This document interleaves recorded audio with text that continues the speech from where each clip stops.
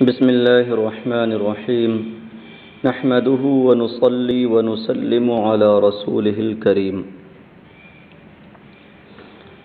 فلما أنخبت ناره وتوارى أواره أنشد لبست الخميصة أبغي الخبيصة وأنشبت شصي في كل شيصة تو آپ حضرات نے پیچھے یہاں تک پڑھ لیا تھا کہ حارث بن حمام نے بتایا کہ میں جب اچانک اس کے پاس اس کے غار میں داخل ہوا تو اسے پایا کہ وہ ایک شاگرد کے مقابل بیٹھا ہے اور کھانے کے لیے میدے کی پتلی روٹی اور بھنا ہوا بکرا موجود ہے، ان کے سامنے نبیذ کا گھڑا ہے۔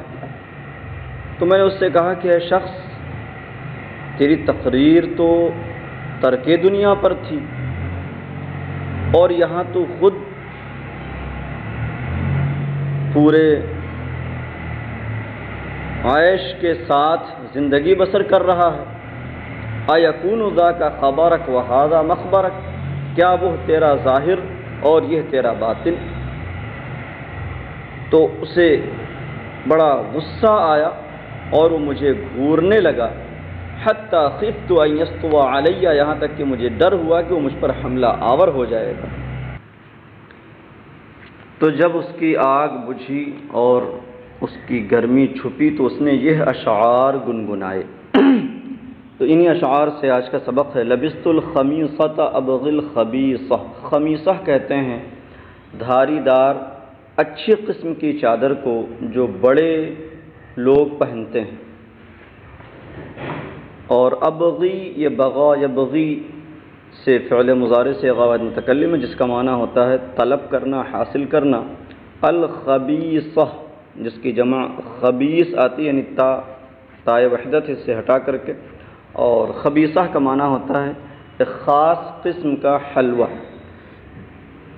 وَأَنشَبْتُ شِصِّيَ فِي كُلِّ شِيصَةٍ، انشبت یہ باب افعال سے فعل ماضی جس کا معنی کوئی چیز پھنسانا۔ شص کہتے ہیں کانٹے کو جس سے مچھلی پھنسائی جاتی ہے، اور اس کی جمع شصوص آتی ہے فعول کے وزن پر۔ فی کل شیصہ، شیصہ یا شیصۃن ہے، یہاں پر وزن شعر کے اعتبار سے آخر کو ہائے ساکنہ پڑھنا ہے، تو اس لیے فی کل شیصہ وقف کے ساتھ۔ شیصہ کہتے ہیں ردی اور خراب کھجور کو۔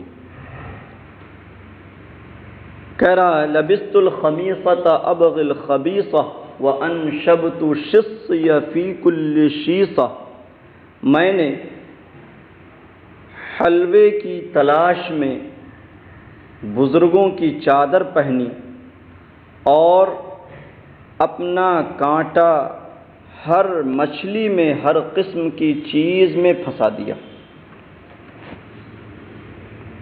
تو اب وہ اپنی حقیقت بیان کر رہا ہے کہ میں نے دنیا کی لذتیں حاصل کرنے کے لیے، دنیا کی جو آرائشیں ہیں انہیں پانے کے لیے میں نے اپنا حلیہ تبدیل کر لیا، اور میں نے بزرگوں کی، بڑوں کی چادر پہن لی۔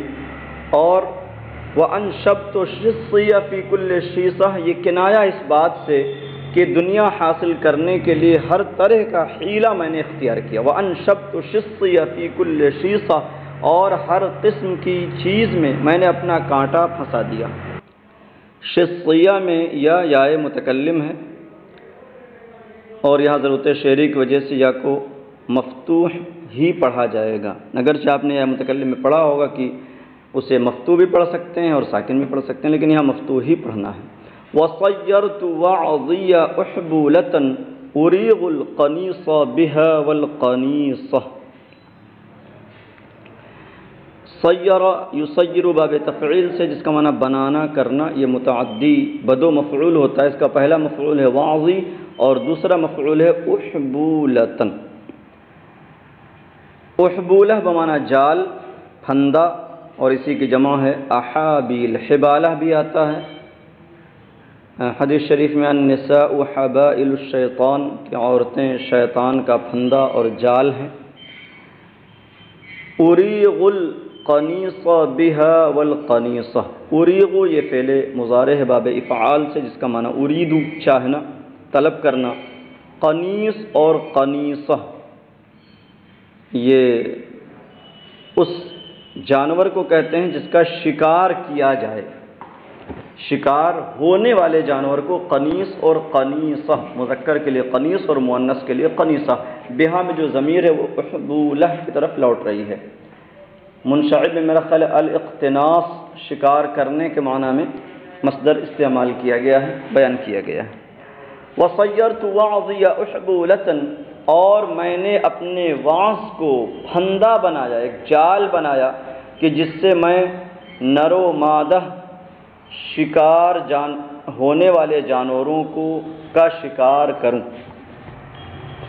مطلب یہ ہوا کہ ہر قسم کے لوگوں کو میں اپنے جال میں پھنساؤں۔ وَأَلْجَانِيَ الدَّهْرُ حَتَّى وَلَجْتُ بِلُطْفِ احْتِيَالِي عَلَى اللَّيْثِ عِيصَةً۔ الجا یلجی کا معنی مجبور کرنا، مضطر کرنا۔ الدہر اس کا فاعل ہے۔ حتی ولجت، ولجت پیچھے بھی گزر چکا، بمعنی داخل ہونا۔ بلطف احتیالی، احتیال معنی حیلہ گری، حیلہ کرنا، اور لطف مصدر کی اضافت جو احتیال کی جانب ہو رہی ہے، یہاں پر مصدر صفت کے معنی میں ہو کر کے اضافت الصفت الی الموصوف کے قبیل سے ہوگا۔ علی اللیث عیصہ، لیث کا معنی ہوتا ہے شیر، جس کی جمع لیوث آتی ہے، اور عیس کہتے ہیں شیر کے مسکن کو، شیر کے کچھار کو۔ عیسہ میں جو ضمیر ہے وہ لیث کی طرف لوٹ رہی ہے۔ میں نے یہ سب کیوں کیا کہ اپنے وعظ کو جال اور پھندا بنایا اور اپنا حلیہ تبدیل کیا، بزرگوں کی چادر پہنی دنیا حاصل کرنے کے لیے۔ وَأَلْجَانِيَ الدَّهْرُ، اسی کی علت گویا کہ اس شعر میں بیان کی ہے۔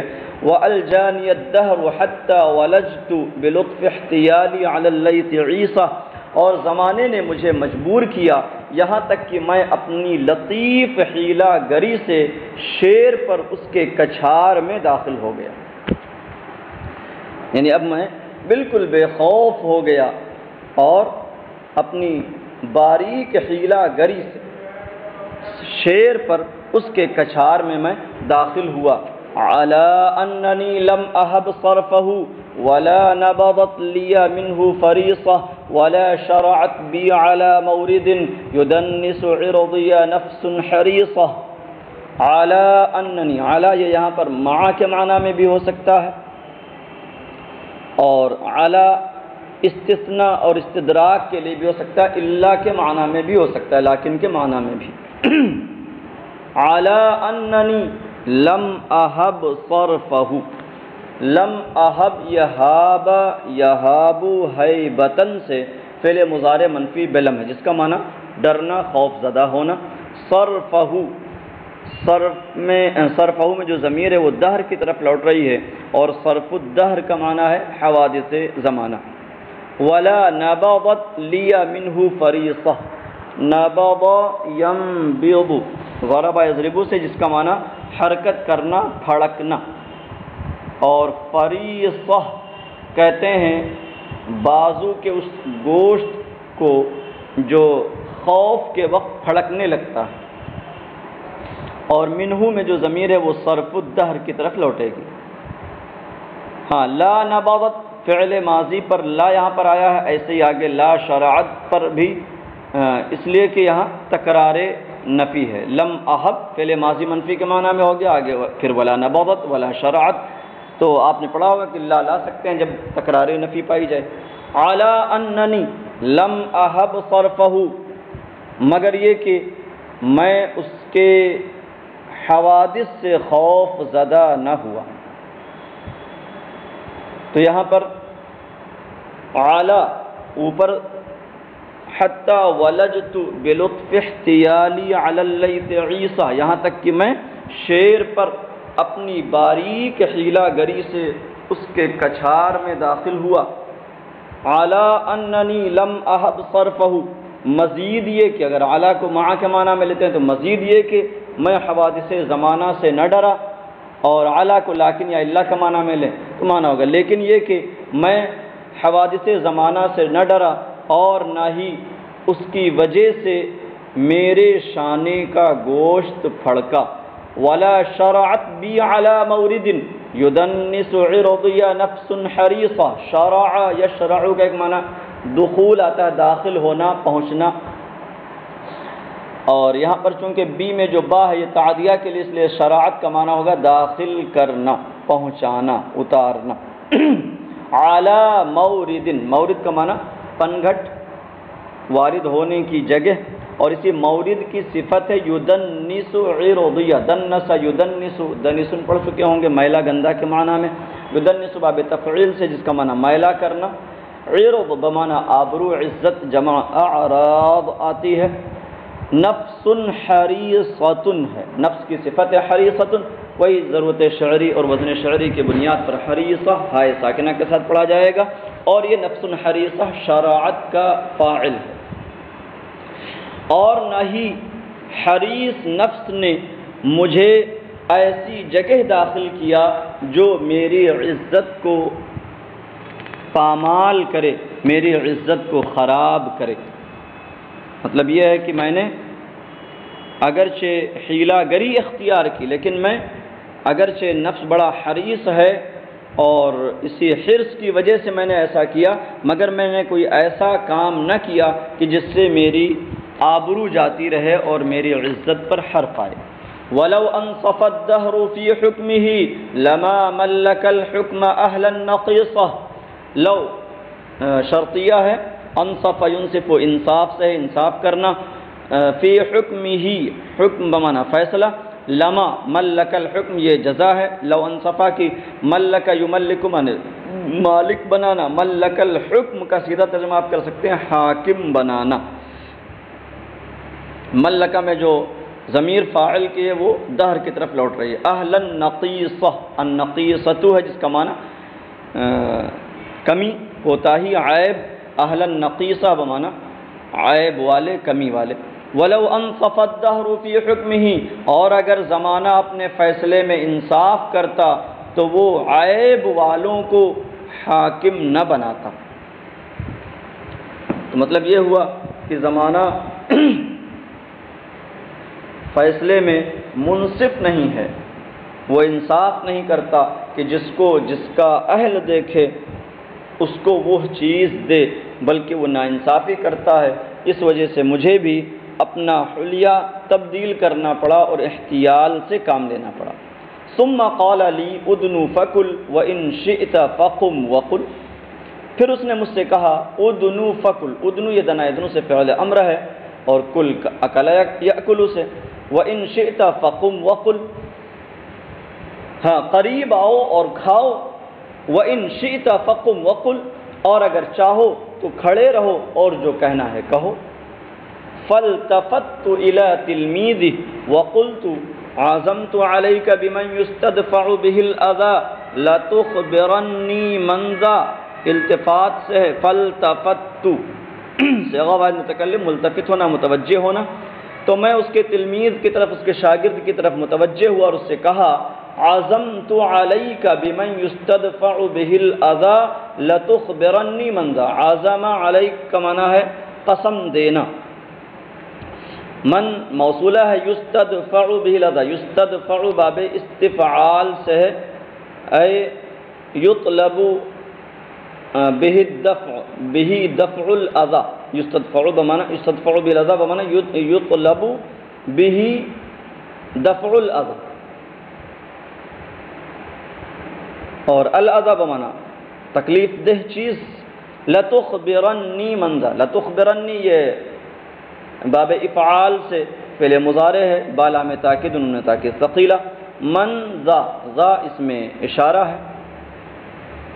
پھر میں اس کے شاگرد کی طرف متوجہ ہوا اور میں نے کہا کہ میں نے تجھے قسم دی اس کی جس کے جس سے ایذاؤں کا دفع طلب کیا جاتا ہے، جس سے تکلیفوں کا دفع طلب کیا جاتا ہے، لَتُخْبِرَنِّي مَنْ ذَا، تم مجھے ضرور بتاؤ یہ کون ہے۔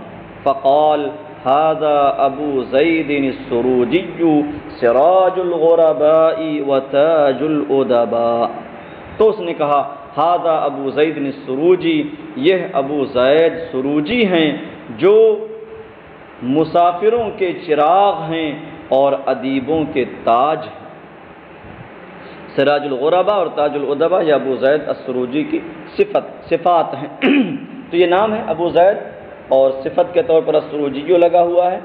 تو اس نے کہا یہ ابو زید سروجی ہیں جو مسافروں کے، غریب کی جمع غربا اور ادیب کی جمع ادبا، جو غریبوں کے سراج اور چراغ ہیں، یعنی ان کے لیے روشنی کا اور ہدایت کا کام کرتے ہیں۔ وتاج الادبا، اور ادبا کے تاج ہیں، یعنی ان کی ذات وہ ہے کہ جن سے ادبا زینت حاصل کرتے ہیں، جیسے تاج سے زینت حاصل کی جاتی ہے۔ سراج الغربا اور تاج الادبا میں تشبیہ بلیغ پائی جاتی ہے۔ تشبیہ بلیغ کا مطلب یہ ہوتا ہے کہ مشبہ اور مشبہ بہ کا ذکر کیا جائے اور ادات تشبیہ اور وجہ شبہ دونوں کو حذف کر دیا جائے۔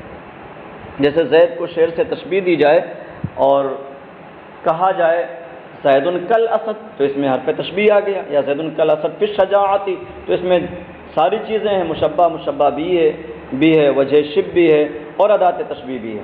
لیکن ہم یہاں پر کہیں زید اسد، زید شیر ہے، تو ظاہر سی بات ہے کہ یہ حقیقی حمل نہیں ہے بلکہ یہ تشبیہی حمل ہے، تشبیہ کی بنیاد پر حمل ہو رہا ہے، لیکن حقیقی حمل کی صورت میں ہو رہا ہے، اس لیے یہ تشبیہ بلیغ کہلاتی ہے، اس کے اندر بلاغت زیادہ پائی جاتی ہے۔ تو سراج الغرباء اور تاج الادباء میں تشبیہ بلیغ۔ فانصرفت من حیث اتیت وقضیت العجب مما رأیت، انصراف مانے پلٹنا، واپس ہونا، تو میں جہاں سے آیا تھا وہیں واپس ہو گیا اور بڑا تعجب کیا اس سے جو میں نے دیکھا۔ وقضیت العجب مما رأیت، قضیت العجب مانے تعجب کرنا، من سببیہ ہے، مما رأیت اس کی وجہ سے جو میں نے دیکھا، یعنی بڑی عجیب بات تھی کہ اس کا خطاب اتنا اچھا اور اس کا کام ایسا، اور پھر اس نے جو بھی اپنے اشعار اور اپنے اشعار سنائے اور اپنے اشعار میں اپنا درد سنایا، تو یہ سب دیکھ کر کے بڑا تعجب ہوا۔